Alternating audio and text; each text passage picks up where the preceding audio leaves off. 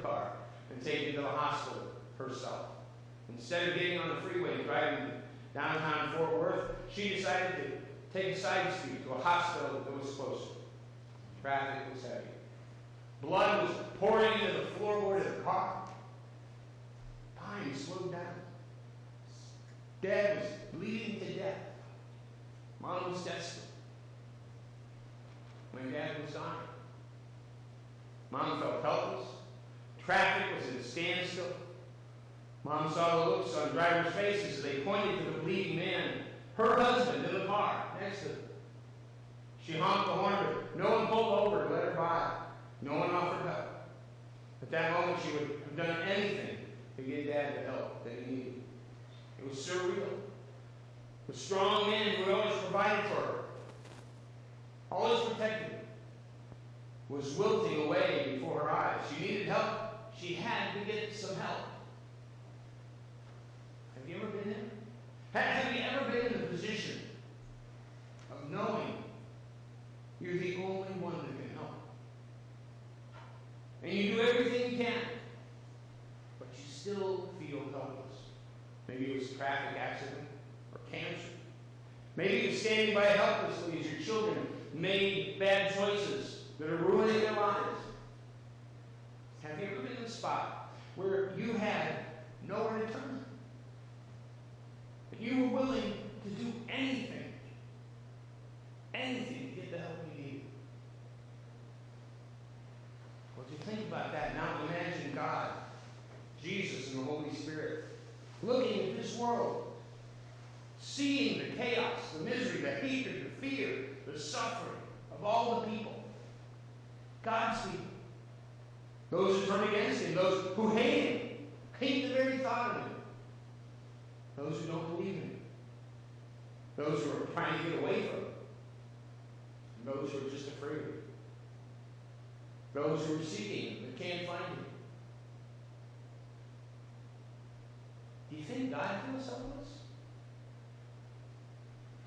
Is He lost in a quagmire of despair, unsure of how to proceed, what to do? No. He simply looks on and asks, what do you want me to do for you? What do you need from me? Getting back to Jim's story, he says, I can only imagine Mom's relief as she turned into the entryway of the emergency room at the hospital. Attendants put Dad on the gurney and wheeled him in. He said, I was a freshman in college when all this happened. I can still remember the tremor in my mother's voice when she called to tell me about it. Dad was pretty beat up. His face was scarred, and the glass had cut a major blood vessel in his leg. And in the early hours, it looked like he would live, but the doctors weren't sure if they were going to be able to save his leg. Dad was confined to a wheelchair when he went home. But he kept serving the Lord. Each week, some men from the church would help him up on the stage so he could preach his sermon. One Sunday, he forgot about his leg and walked up to the pulpit.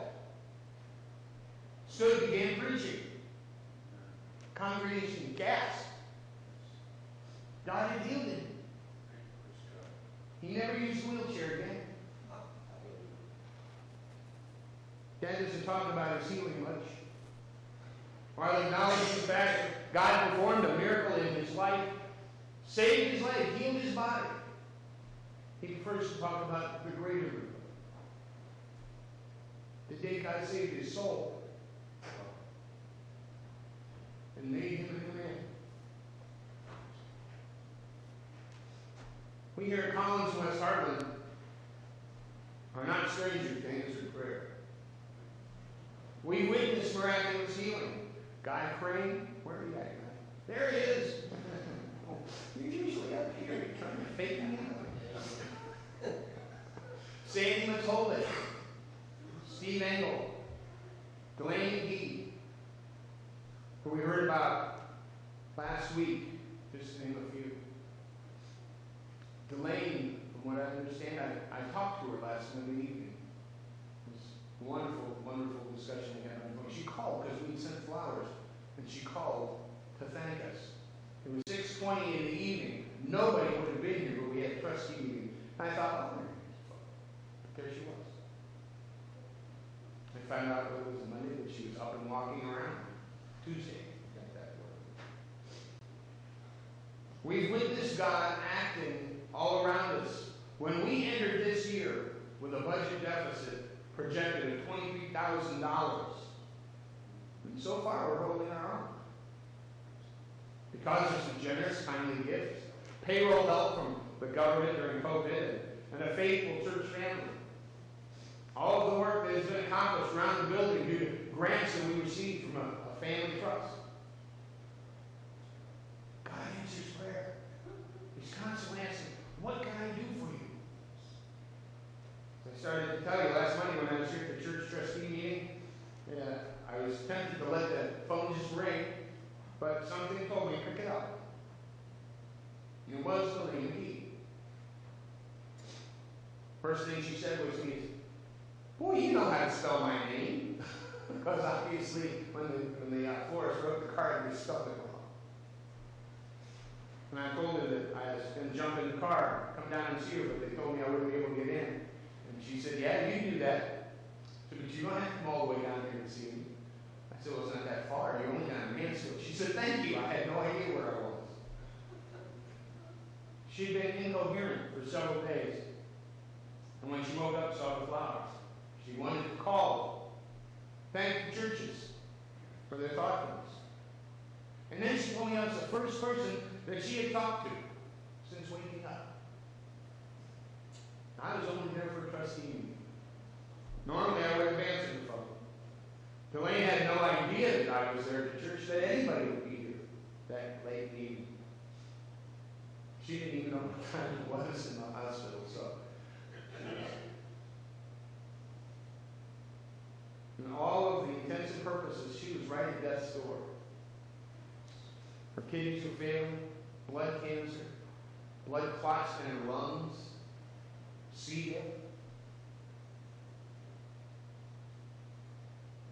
But I was able to talk to her, to share with her. That was a God thing, a miracle.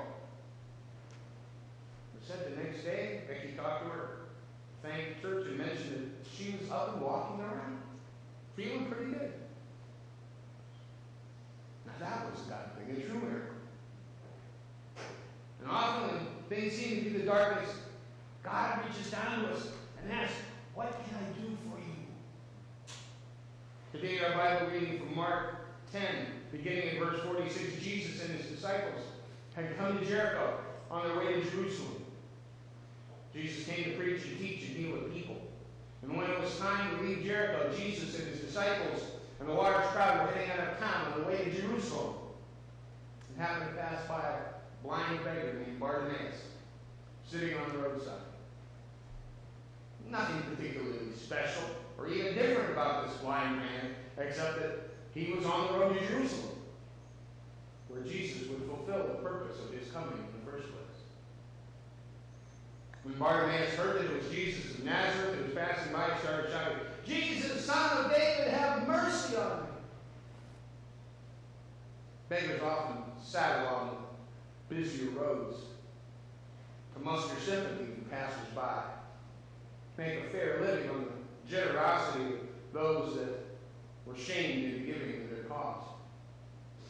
It was also where they gathered the news of the day, listening to travelers talk and argue and complain as they passed by. This is most obviously how Bartimaeus knew that it was Jesus passing by. And rumor had it that this Jesus was of the lineage of David, King David, and as the promised Messiah was supposed to be. Many in Jesus' entourage heard the yelling, carrying on, and thought it was unseemly to have this beggar shouting and disturbing the rabbi, since this was such a solemn time. Jesus had told him he was on his way to Jerusalem, that he would die there.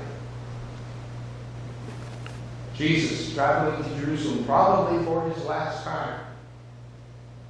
So many people sternly told Bartimaeus, be quiet. But that only made him call out all the louder, Son of David, have mercy on me. And then in the midst of all of that, Jesus stopped and stood still according to verse 49.